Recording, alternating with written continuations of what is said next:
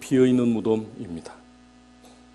예수님의 빈 무덤을 바라보는 베드로의 느낌은 황당함 그 자체였을 것입니다.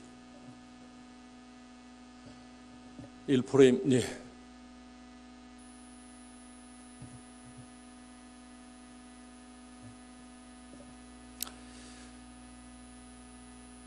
그때 당시 베드로는 예수님의 부활에 대해서 정확하게 알지 못하고 있었기 때문입니다. 하지만 성경이 예수님의 빈 무덤을 이토록 강조하고 이야기할 수밖에 없는 이유는 명백합니다.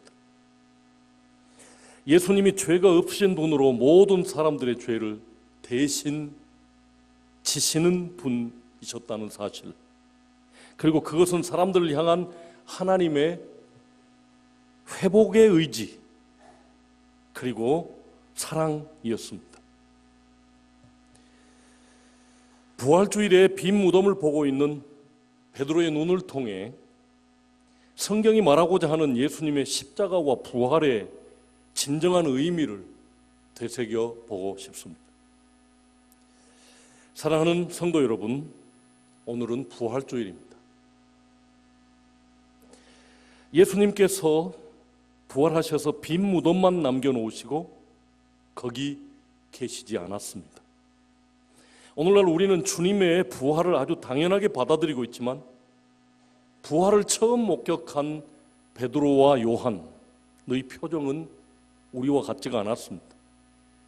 왜냐하면 지금까지 사람이 다시 살아나서 무덤을 빈 상태로 두었다라고 하는 어떤 말도 들어본 적이 없었기 때문입니다. 그래서 베드로와 요한은 예수님의 빈 무덤을 보면서 너무 황당해하는 이 사건을 통해 성경의 주님의 빈 무덤을 통해 오늘 성도들에게 이야기하려고 했던 의도가 무엇인지 찾아보고 싶습니다. 베드로는 황당했습니다. 여러분, 사람들은 큰 충격을 받는 순간 자신이 일생에서 중요했던 모든 기억들이 한순간에 필름처럼 지나가고 떠오른다고 합니다. 오늘 본문에 등장한 베드로에게 지금 바로 그런 순간이 왔습니다. 지금 베드로는 숨을 헉헉거리며 달려와서 예수님의 빈 무덤을 들여다보고 있습니다. 그러면서 별의별 생각이 다 들었을 것입니다. 사실 베드로에게 지난 일주일은 꿈 같은 사건들의 연속이었습니다. 예수님께서 나귀를 타고 예루살렘에 입성하실 때 예수님 옆에 서서 당당하게 입성했었습니다. 많은 백성들에게 메시아로서 지지를 받으며 유월절을 흥분 가운데 지냈습니다. 마치 큰 전쟁을 앞둔 비참한 비장한 출정식 같은 유월절 마지막 만찬을 들었을 때는 무언가 큰 일이 일어날 것 같았습니다. 하지만 그런 기대는 한순간에 산산조각 나고 말았습니다. 예수님은 병사들에게 잡히고 몇 시간 후에 사형언도를 받고 순식간에 십자가에 처형되어 버렸습니다. 예수께서 이미 예고하신 대로 유월절 새벽에 잡히는 순간부터 모든 상황은 숨가쁘게 돌아가고 있었습니다. 호산나를 연호하던 많은 사람들은 간 곳이 없고 오히려 십자가에 못 박으러 외치는 사람들만 있었습니다. 자신을 숨기고 예수님을 모른다고 부인하며 달아나는 자신의 비겁함을 보며 가슴을 치는 비참한 상황이 찾아왔습니다. 십자가를 지신 주님을 이분이 내 메시아라고 당당하게 나서지 못하고 두려워서 숨어 며칠을 지냈습니다. 그 와중에 3일째 되는 날 새벽 갑자기 찾아온 막달라 마리아가 황당한 소식을 전하였습니다. 예수님의 시체가 있어야 할 무덤이 비어 있다는 것이었습니다. 그러자 별의별 생각이 다 들었습니다. 누가 우리 주님의 시신을 훔쳐갔을까? 대체 누가 이런 일을 저질렀을까? 그리고 무의식적으로 예수님의 무덤으로 달려가기 시작했습니다. 예수님의 무덤에 도착하여 안을 들여다보니 정말로 있어야 할 예수님의 시신이 없었습니다. 베드로는 자신이 지금 목격하고 있는 이 광경은 말 그대로 비어있는 무덤이었습니다. 빈 무덤을 바라보는 베드로의 속마음은 황당하기 그지 없었을 것입니다. 왜냐하면 그때까지만 해도 주님의 부활에 대해 사람이 죽었다가 살아나는 역사 들어본 적이 없었기 때문입니다. 다 함께 오늘 본문 20장 9절 말씀을 읽어보도록 하겠습니다. 시작.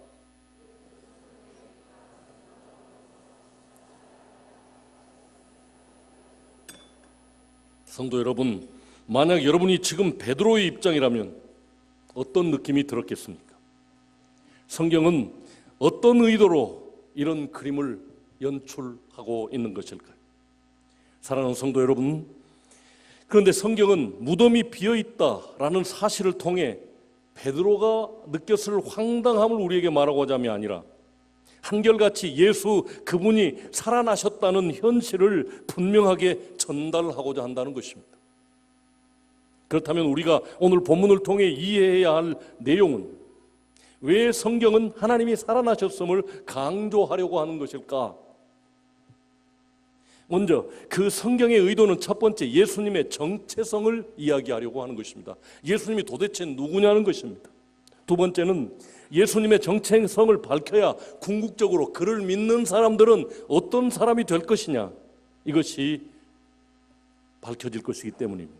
세 번째는 그것이 이 세상을 구원하시려는 하나님의 커다란 계획이었다는 것을 알리기 위해서입니다. 그렇다면 예수님은 어떤 분이십니까? 빈 무덤을 통해 성경이 이야기하고자 한 첫 번째 의도는 바로 예수님의 정체성. 다시 말씀드리면 예수님은 죄가 없으신 분으로 세상에 매여 있을 수 없는 분이라는 것을 밝히기 위함이었습니다. 이 세상에 있는 모든 사람들이 죽을 수밖에 없는 것은 바로 죄 때문입니다. 다른 말로 바꿔서 사람은 모두 무덤 안에 들어가야 할 존재들인 것입니다.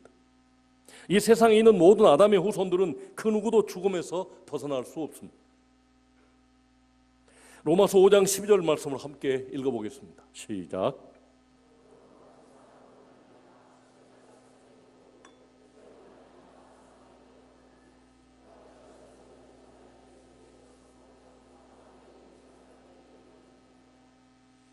이런 논리에 의하면 만약 누군가 죄가 없는 사람이 있다면 그는 당연히 죽음이 건드리지 못할 것입니다.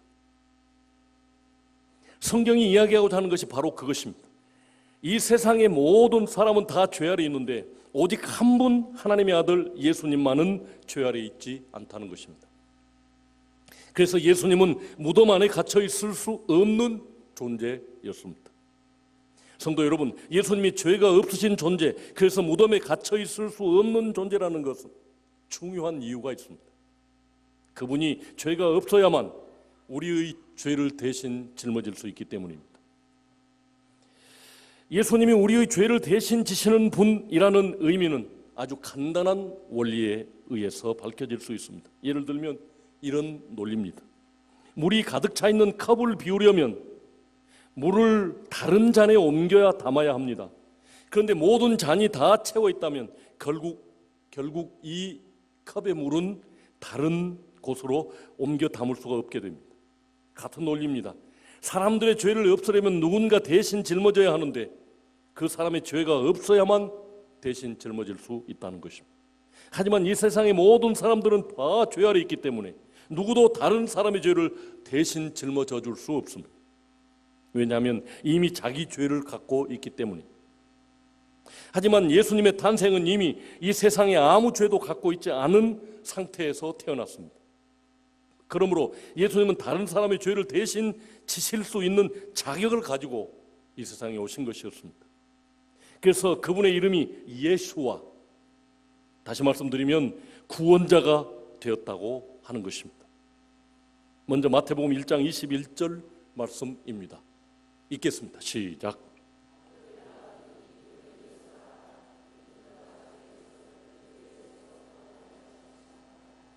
다음은 히브리서 4장 15절 말씀 계속해서 읽겠습니다. 시작.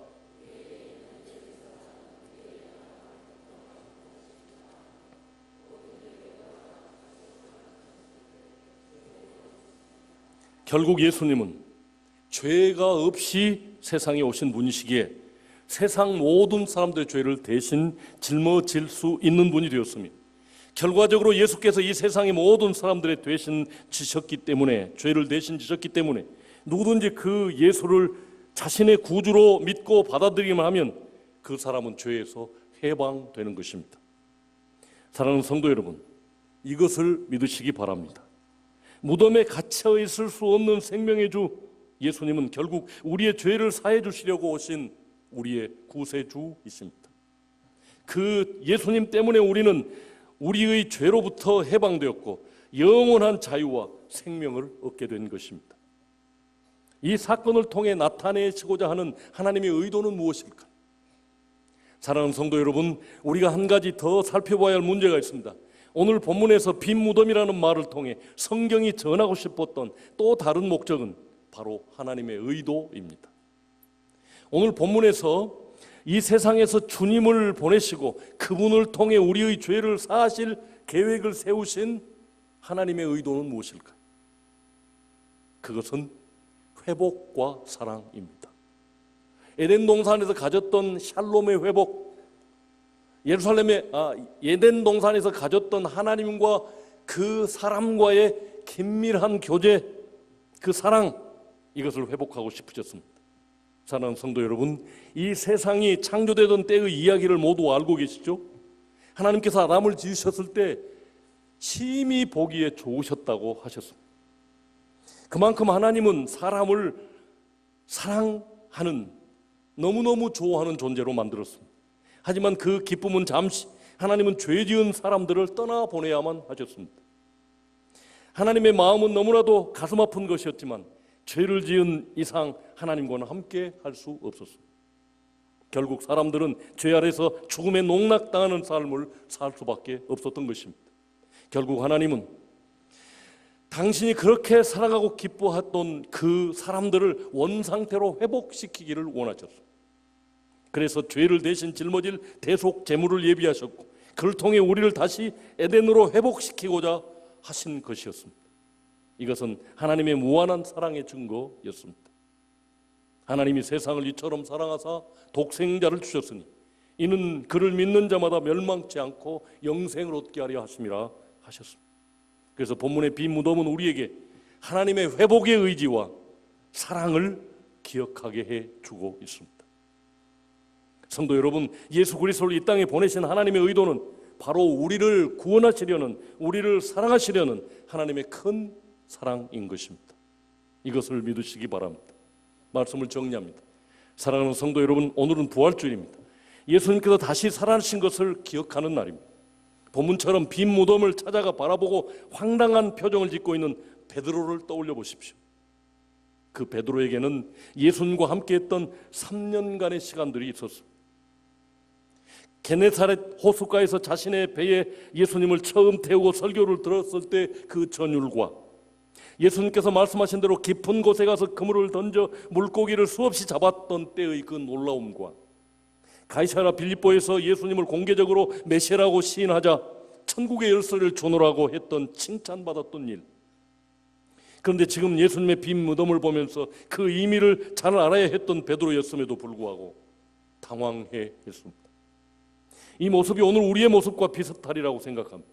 여러 해 동안 신앙생활을 해왔지만 막상 예수님의 부활 소식을 들을 때마다 생소한 느낌이 들지 않습니까?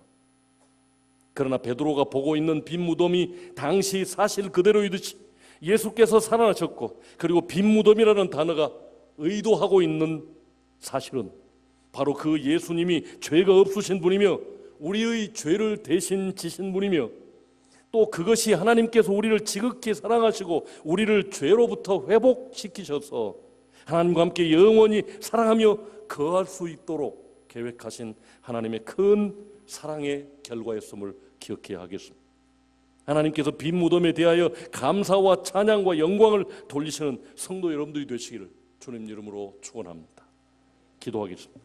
사랑하는 아버지 하나님, 오늘 부활주일 거룩한 성일에 주님의 부활을 기념하며 우리 또한 부활의 하나님의 자녀들 되게 하시려고 주님의 몸과 피를 나누어 주심을 진심으로 감사드립니다.